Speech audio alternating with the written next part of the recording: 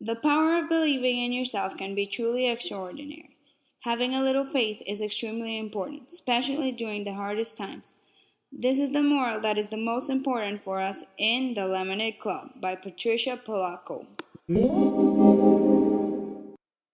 Tracy and Marilyn were best friends. They were inseparable at school and almost always went to each other's houses after school. Both of them were in Miss Witchelman's fifth grade class. How they loved Miss Witchelman. Everyone in class did. Miss Witchelman made their classroom seem almost like a home. She put a lamp on her desk and she framed almost everyone's drawings and hung them off the walls.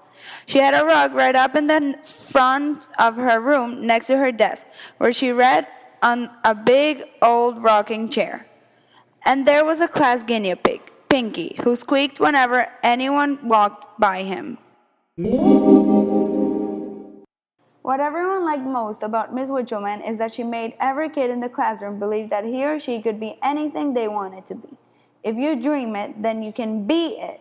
Marilyn wanted to be a pianist. She took lessons every week and had a grand piano in her living room. Tracy loved to hear her play. Tracy didn't know what she wanted to be, really. She did know that it made her feel warm inside whenever she was helping someone. Almost every day, just as the last bell was about to ring, Miss Witchelman would point to a basket of fresh lemons that she always kept on her desk and say, "And if life hands you a lemon or two today, and you all know how sour lemons are," everyone would make a face. "Just add water and sugar, and what do you have?" Then she'd pause, and the whole class would call out, "Lemonade!" Tracy and Marilyn stayed after school one afternoon to help Miss Witchelman put up the Career Day posters. Miss Witchelman pinned up a picture of a doctor. "Once I thought I'd be a doctor. Why, I even completed my pre-med courses. But I discovered being a teacher was just as important to me.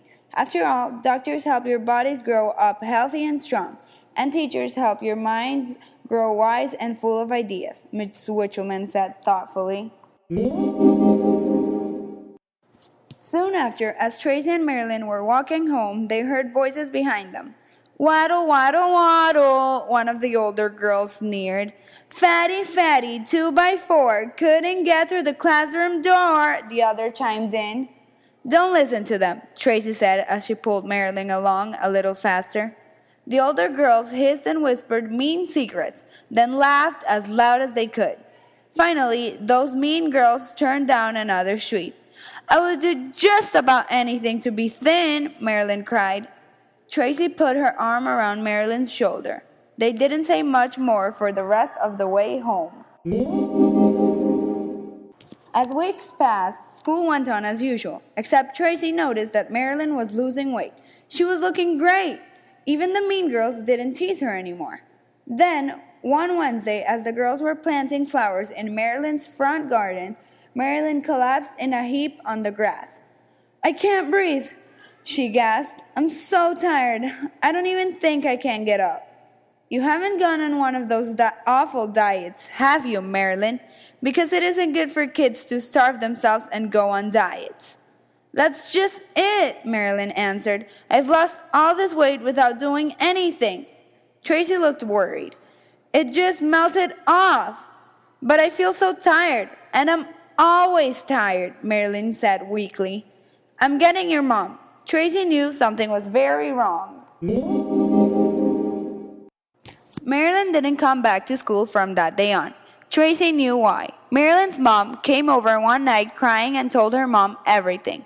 Then, the very next day, Miss Witchelman had a terrible announcement to make to the class. "About Marilyn," Miss Witchelman started. She looked so grim that everyone in the room knew that this was something very serious. "Marilyn's family has asked me to inform all of you that Marilyn has cancer. Leukemia." Everyone in the room gasped. Some of the kids cried. Tracy just looked at the floor and fought back her own tears. Miss Witchelman quickly added, "But there is a great deal of hope. Marilyn will undergo a series of treatments called chemotherapy. This treatment will eventually kill all of the cancer cells in her body, but it will sometimes make her sick while it is fighting the cancer." The whole class just sat and stared for a time. Is she ever coming back to school? Danny Bridges called out. Yes, in a few weeks she will return. But, I warn you, she will look quite different. These treatments will make her lose all of her hair. She will probably wear a wig or a scarf, but she won't have any hair, Miss Witchelman said softly. And there may be times that she will feel sick or very tired. Miss Witchelman suddenly lost all of the color in her face and quickly sat down. But, Miss Witchelman, people die when they get cancer, don't they? One of the children blurted out. Miss Witchelman stared out of the window for a moment, then collected herself. There is no doubt that some do not survive. Our Marilyn most certainly will, but she'll need all of us to help her through this. Tracy stared at the basket of lemons and thought to herself that no matter how much sugar was added, there wasn't going to be lemonade this time. As days passed, Tracy and Miss Witchelman were almost permanent fixtures at Marilyn's house. One day, shortly after her chemo began, Tracy walked in while Marilyn was brushing her hair. She was staring at her hairbrush. It was full of strands and clumps of her beautiful hair. My hair! It's falling out! Marilyn cried as she pulled the hair from the brush and tried to put it back on her head. I even made a wish in a star last night that I wouldn't lose my hair, Marilyn sobbed. From that day on, some days were good and some weren't for Marilyn. One day, Miss Witchelman came for a visit. Tracy was already there. It was one of Marilyn's not-so-good days. She had just come from the hospital, and her arms were bruised from all the pokes she got that day. She was so weak she could hardly sit up in bed. Nothing Tracy and Miss Witchelman did seemed to cheer her up. Look, Marilyn, Miss Witchelman brought you a CD of a piano concerto to listen to. Mozart, your favorite composer. Music? I don't care about music. I'm never gonna be able to play the piano again with these sore arms. I'm so sick of doctors and hospitals and needles. Oh, Marilyn, please smile. Smile just for me, Tracy pleaded. Marilyn cried even more. Smile? How can I smile? I feel so sick. No one knows how bad I feel. No one! Then she buried her head in her pillow. Miss Witchelman held Marilyn in her arms. Oh, sweet pea, I think I do. I think I know exactly how you feel, Miss Witchelman said softly. Then Miss Witchelman sat back and held Marilyn's face in her hands. Marilyn, you just have to get well so you can come to my wedding. Miss Witchelman beamed. Your wedding? Marilyn and Tracy both called out. When did you get engaged? And to who? Marilyn smiled broadly for the first time in weeks. His name is Warren. And, girls, this will have to be our secret for a while. But I want you both to be there. I want you both in yellow dresses. Lemon yellow as bright as sunshine. We're going to make lemonade out of sour, bitter, old lemons, aren't we? Miss Witchelman whispered. But what if I'm still bald? What then? Marilyn asked. Well, so what? What if you are? You'll still be one of the most beautiful girls there, Miss Witchelman reassured her. It was a Monday morning. Miss Witchelman and Tracy and the whole class had a huge surprise for Marilyn's return to school. It had been planned that Marilyn be brought to class just after the starting bell so the kids could get their surprise ready. As Marilyn walked down the hall, she was gripping her mother's hand. She had on her best scarf. Tracy opened the door and greeted her. The whole class stood up. They were all wearing funny hats. As Marilyn entered, everyone cheered and clapped. There was a big sheet cake on Miss Witchelman's desk. Tracy took Marilyn's hands. Welcome back, Marilyn, she called out. Then she pulled off her funny hat. Everyone in class did. Everyone was bald. They had all shaved their heads. Marilyn's mother caught her breath and clapped her hands over her mouth. Marilyn walked up and down each aisle, looking intently into the face of each of her classmates. When she passed the last desk, she lowered her eyes and slowly pulled off her own scarf and held it in her hands. She felt a warm hand softly caress her hairless head. It was Miss Witchelman. Then everyone gasped. Look! Miss Witchelman slowly pulled off her own brightly colored scarf. She too had no hair. Then there was a loud cheer, the music was turned on, ice cream and cake dished out, and the celebration began. But Miss Witchelman seemed distracted. She didn't seem as cheerful as usual. With each treatment, the doctor said Marilyn's cancer was disappearing. Marilyn finally completed her last round of chemo. Her hair started growing back right away. It was fuzzy and orange at first, but soon it looked just like it had before, except it was curly and shorter. She and Tracy met after school under the shady elm with Miss Witchelman every week. They had become very close. They called themselves the Lemonade Club. Miss Witchelman read poems. Sometimes she cried. She said it was because the words were so beautiful. They talked about everything, and, of course, they loved hearing about plans for Miss Witchelman's wedding. Soon, the entire class returned to a normal routine. Everyone's hair was growing back.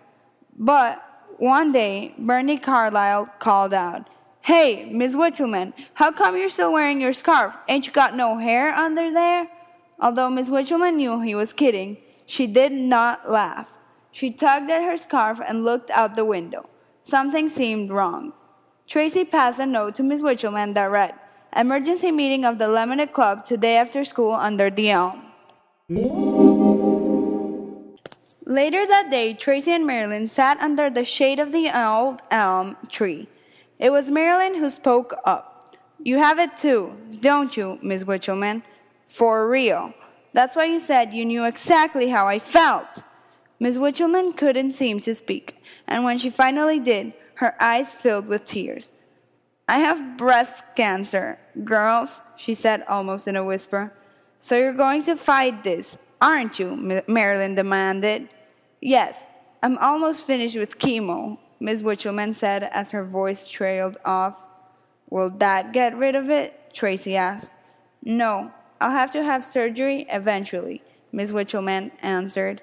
"Surgery? I didn't have surgery," Marilyn said. "You had cancer in a very different way than I do. So you're going to be flat-chested like us, right?" Tracy chirped. "Way to go, Miss Witchelman," she added, giving a thumbs up. "Fashion models are flat-chested, and they are considered the most beautiful women on earth," Marilyn chimed in. "Except for brides," said Tracy. Then they all laughed. Miss Witchelman seemed deep in thought. "I don't know what I would do without you two," Miss Witchelman sighed as she lay back on the grass and looked at the clouds.